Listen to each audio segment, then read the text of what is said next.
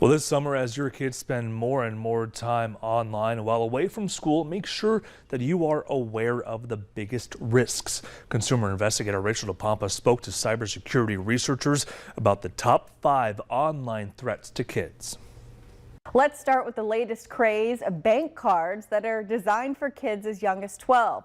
That makes them easily susceptible to financially motivated scammers. David M., a principal security researcher at cybersecurity company Kaspersky, says also make sure you are changing your passwords on your smart home devices, Ring cameras, security cameras, and baby monitors, so they are not hacked or used to spy on your kids. He says one of the top 5 biggest security threats facing kids this year is artificial intelligence, or AI. M says AI has very suddenly captured the public imagination, and ordinary people are using it, including our children. What we need to understand, I suppose, with these large language models is that we are feeding them with information, and that information can be brought out of those systems as well. So we need to be really careful, I think, about the sharing implications, something which children are not really going to think about. These AI apps can also provide your kids with inappropriate content, so monitor what they are using. You also need to talk to your kids about not sharing information about themselves in the chats for online games.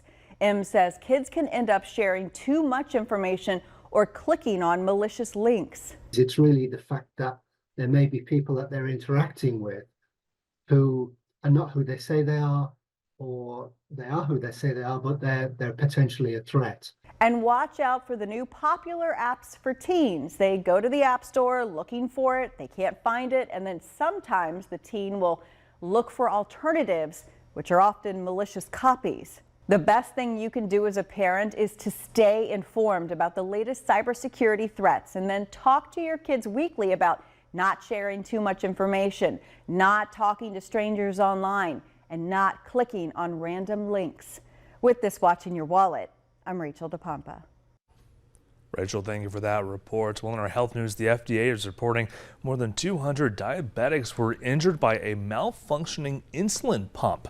Now, the problem was actually with the software that connects the T-Slim insulin pump to iPhones. That software is called T-Connect. A glitch in the code caused the app to crash and relaunch, which can also drain the pump's battery sooner than expected.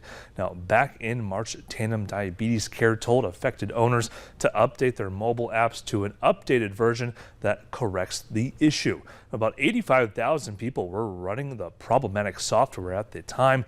The FDA is now reporting that the technical issue led to 224 injuries.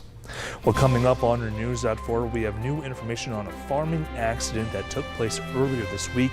The Otter Tail County Sheriff's Office confirming with Valley News Live on who the man was. Those details to come. And Summer Schnellbach will also give us a look at our forecast and just what a beautiful day it is.